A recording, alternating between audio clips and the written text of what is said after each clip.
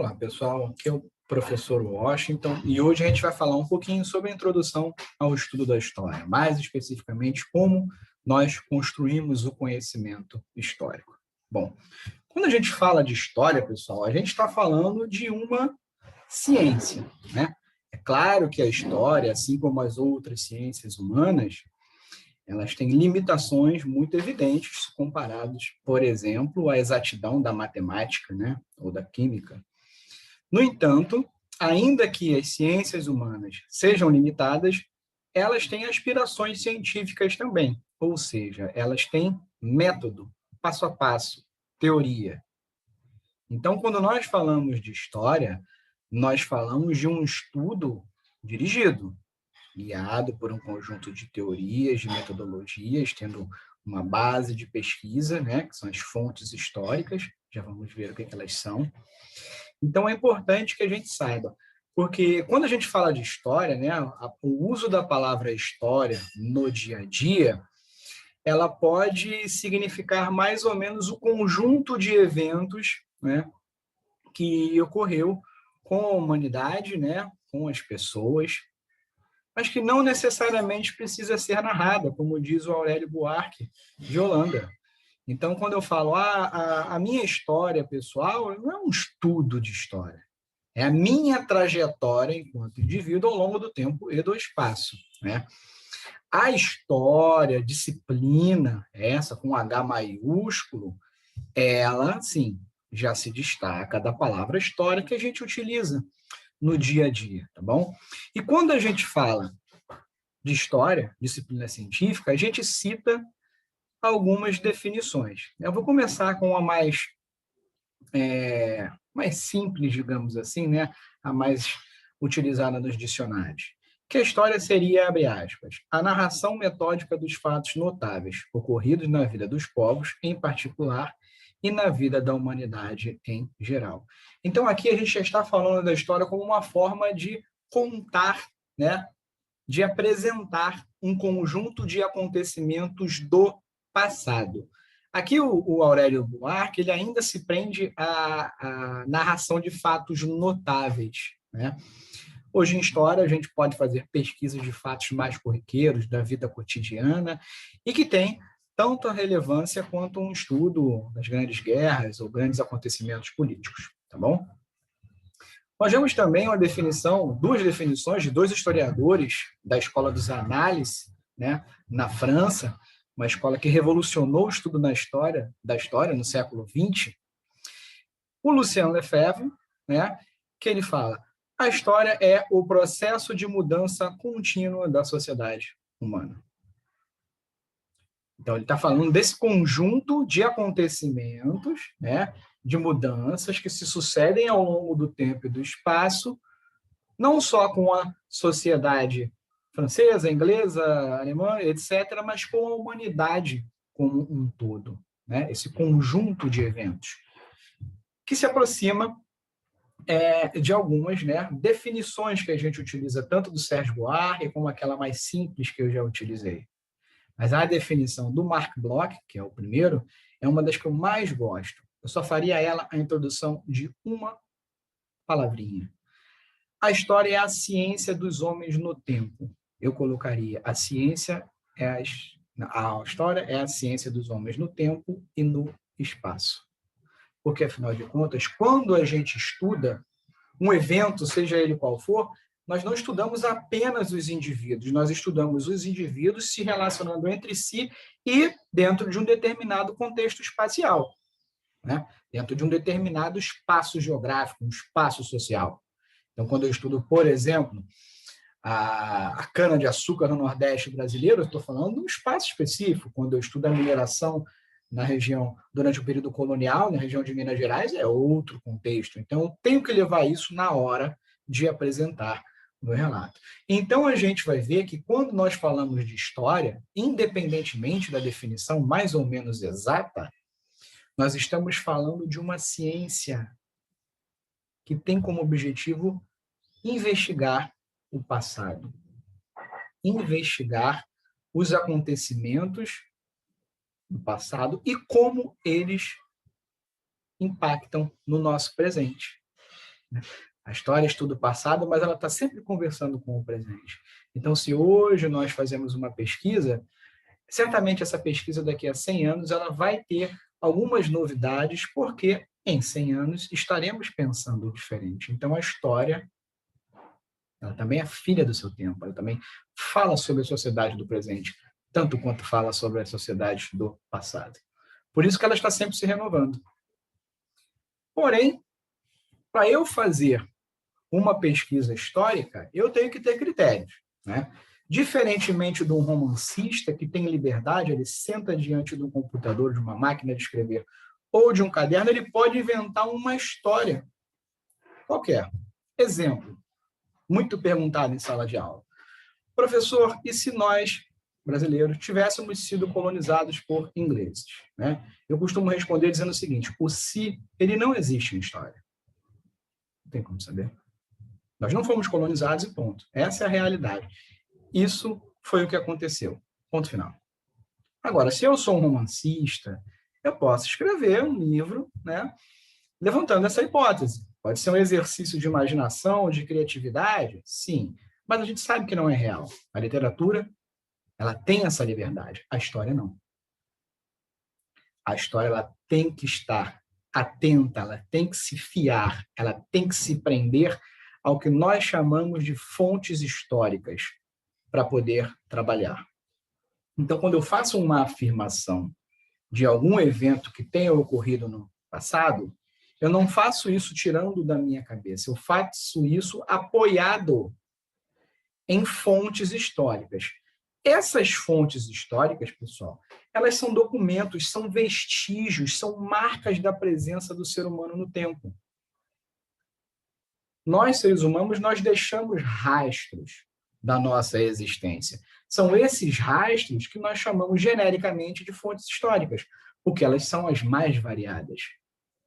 Exemplo prático, quando eu afirmo, os portugueses chegaram aqui, o que hoje é o Brasil, 22 de abril de 1500. Como é que eu sei disso?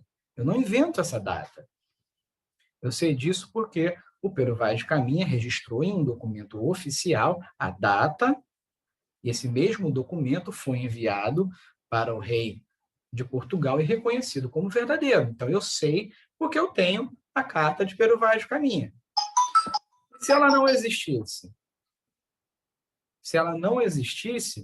eu não poderia afirmar isso. Eu não teria como afirmar que tal coisa aconteceu.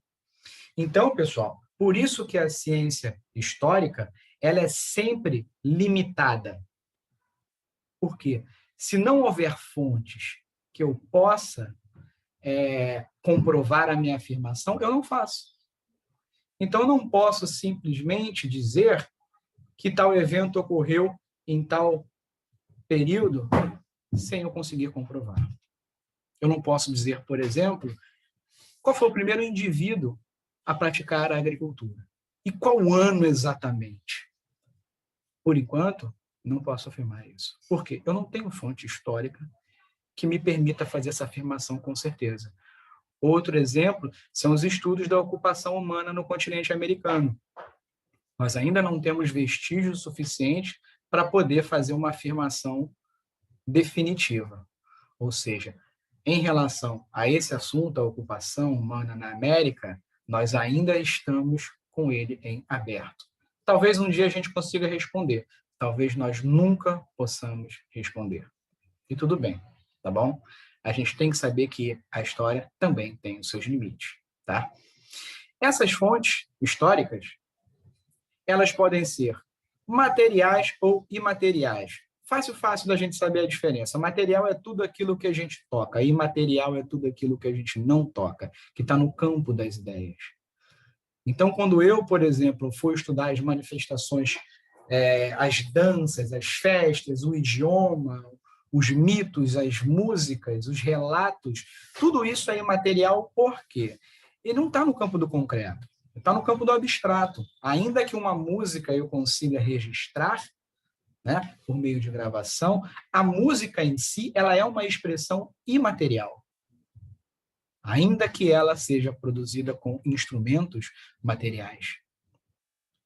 os mitos, né, dos povos antigos, eu posso escrever em um livro, registrar em um blog da internet, mas eles continuam fruto de uma ideia abstrata, ainda que sejam registrados num papel ou em outros locais. Tá bom? Há, em contrapartida, também as fontes materiais, ou seja, documentos oficiais produzidos pelo Estado ou por seus funcionários, produzido por autoridades, produzido pela igreja, produzido por instituições políticas ou não políticas, instituições estatais ou não estatais. Todo esse conjunto de documentos, pessoal, em si, eles são múltiplos, né?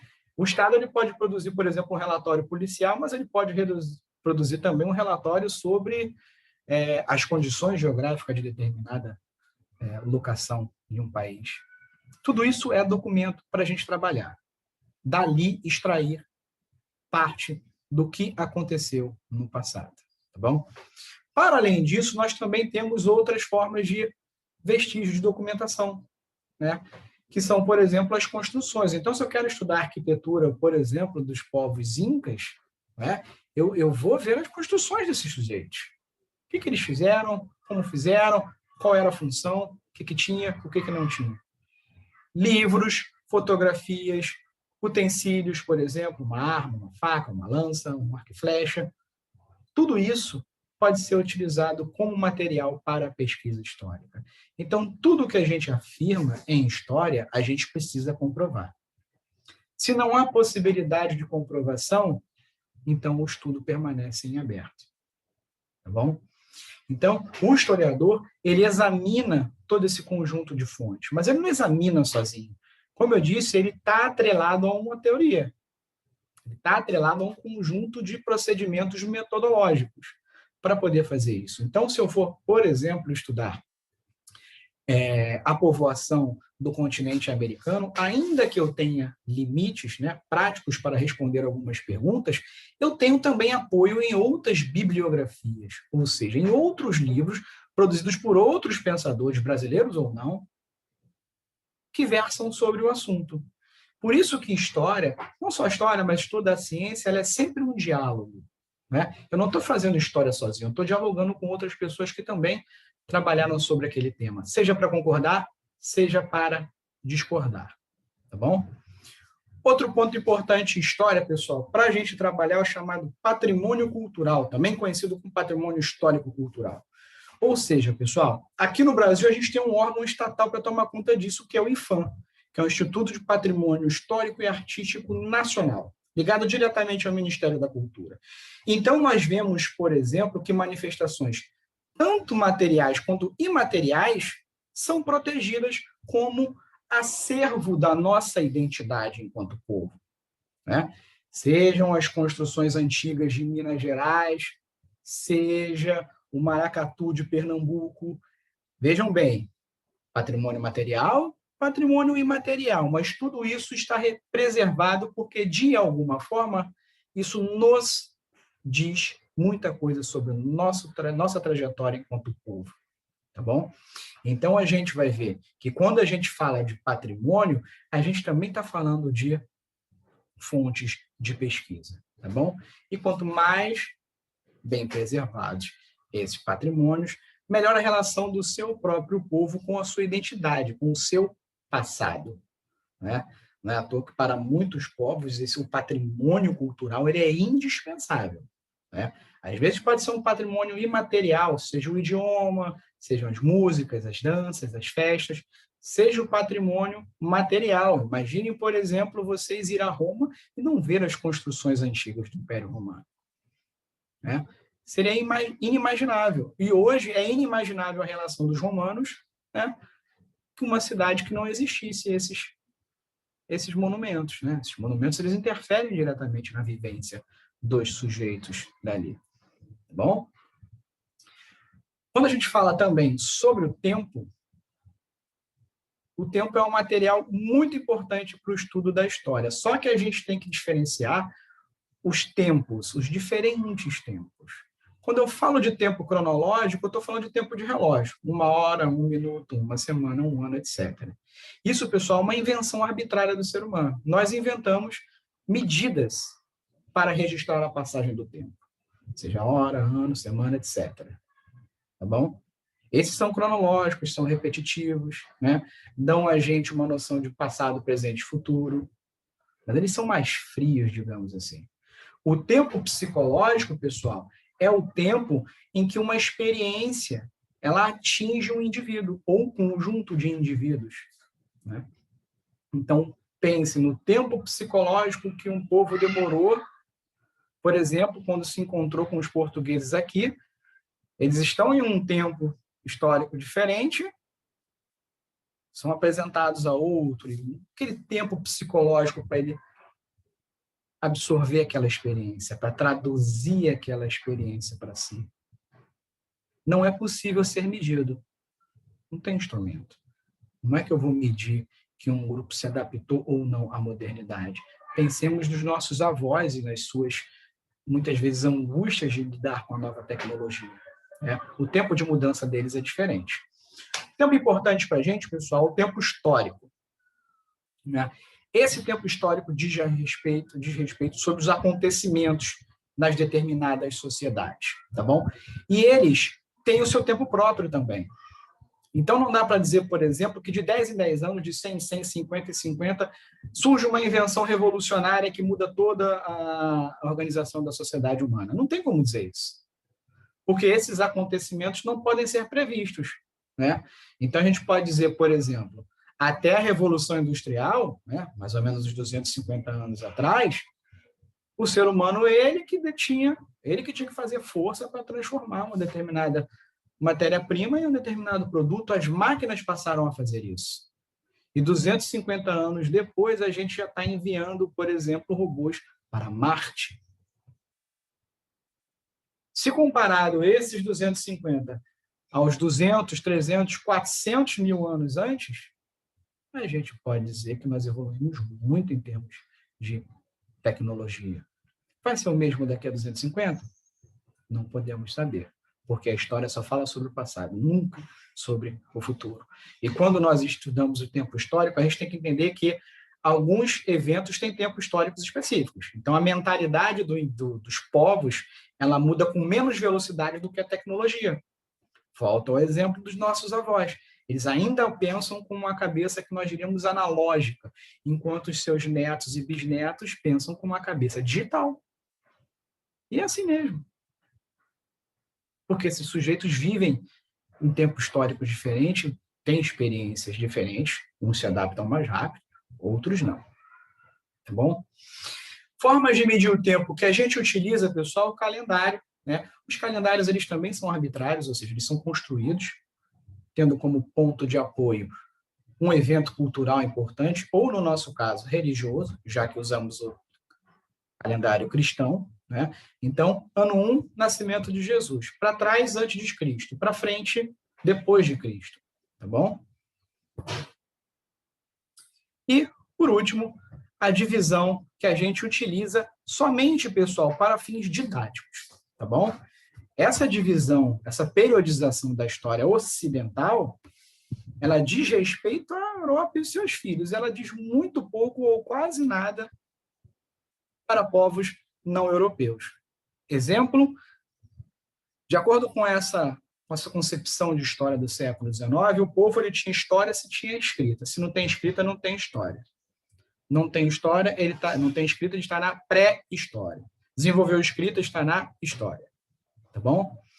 Hoje, o conceito de história e pré-história, a gente só utiliza, pessoal, de forma didática, tá bom? É um conceito que já caiu por terra. Tem ser humano, tem história. Não importa se tem ou não escrita, se tem ou não matemática ou qualquer outro tipo de critério, tá bom? Há a presença humana, há história a ser investigada, tá bom? Bom, cerca de mais ou menos 3.300, essa data varia, antes de Cristo, os sumérios, a região que hoje é Iraque, inventaram a escrita. Então, para esses indivíduos do século XIX, a invenção da escrita tinha sido algo tão importante que ela fez um recorte, antes e depois. Professor, o que isso interferiu na prática, inclusive dos sumérios que desenvolveram a escrita? Nada. Eles passaram a usar uma tecnologia nova chamada escrita e ponto. Né? para os outros vizinhos que não conheciam, não fez diferença alguma. Nascimento de Cristo, importante para quem é cristão. Para quem é judeu, muçulmano, para quem é shintoísta, budista, faz diferença? Não, nenhum.